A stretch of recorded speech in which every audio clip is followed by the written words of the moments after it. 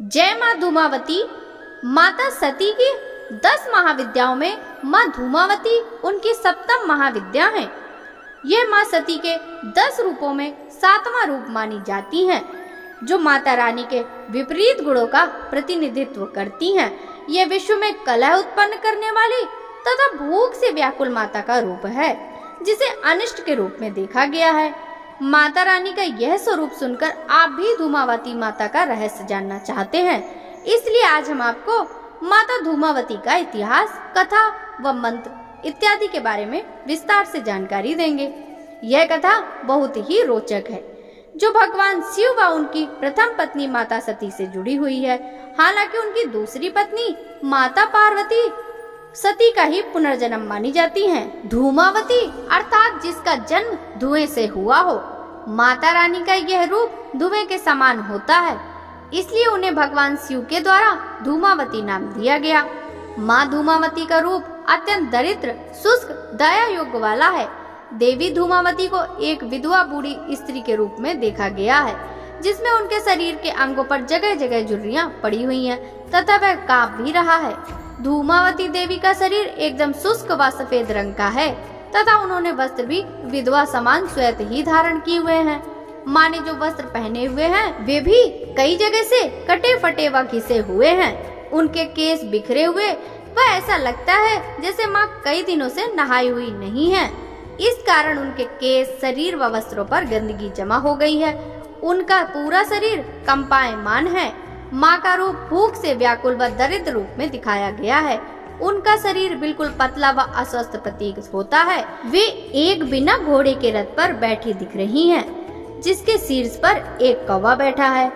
माँ के एक हाथ में टोकरी तो दूसरा हाथ अभय मुद्रा में या ज्ञान देने की मुद्रा में है।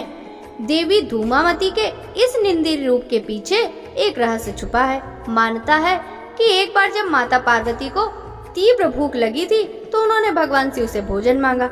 उस समय वहाँ भोजन उपलब्ध नहीं था, तो शिव जी ने उन्हें कुछ समय प्रतीक्षा करने को कहा। माता पार्वती ने कुछ समय तक प्रतीक्षा की, लेकिन कुछ देर बाद उनकी भूख और ज्यादा बढ़ गई, जिस कारण वे अधिक व्याकुल हो गए। इसी व्याकुलता में देवी पार्वती भगवान शिव को ही निगल गयी। भगवान शिव को निगलते ही शिव के शरीर में स्थित समुद्र मंथन का विष माता के शरीर को जलाने लगा, जिस कारण उनके शरीर से धुआं निकलने लगा। माता रानी का शरीर धीरे धीरे बूढ़ा होता चला गया, जिसमें जगह जगह झुर्रियां पड़ गई। इससे बेचैन होकर माता पार्वती ने शिव को अपने मुंह से बाहर उगल दिया। बाहर आकर भगवान शिव ने माता पार्वती से कहा कि चूंकि तुम भूख से व्याकुल होकर अपने पति को ही निकल गई थी, इसलिए तुम्हारे इस रूप को विधवा होने का श्राप मिलेगा। बस इसी के बाद माता पार्वती के इस रूप को बूढ़ी विधवा का रूप होने की मान्यता मिली, जिसे एक दरिद्र, भूख से व्याकुल बेचैन स्त्री के रूप में दर्शाया गया है। इस रूप में माता रानी के मुख पर बेचैनी, व्याकुलता, दरिद्रता, संशय, तड़प, थकान इत्यादि एक साथ प्रदर्शित होते हैं। माँ धूमावती माता का मंत्र ओम धूम धूम धूमावती देव्यै स्वाहा। माँ धूमावती का यह रूप माँ के विपरीत गुणों को प्रदर्शित करता है, इसलिए इन्हें अलक्ष्मी या ज्येष्ठा भी बुलाया जाता है। देवी धूमावती एक तरह से माँ देवी के नकारात्मक रूप का साक्षात प्रदर्शन है, किंतु अपने इस रूप में माँ अपने भक्तों के कई कष्टों को दूर करती हैं।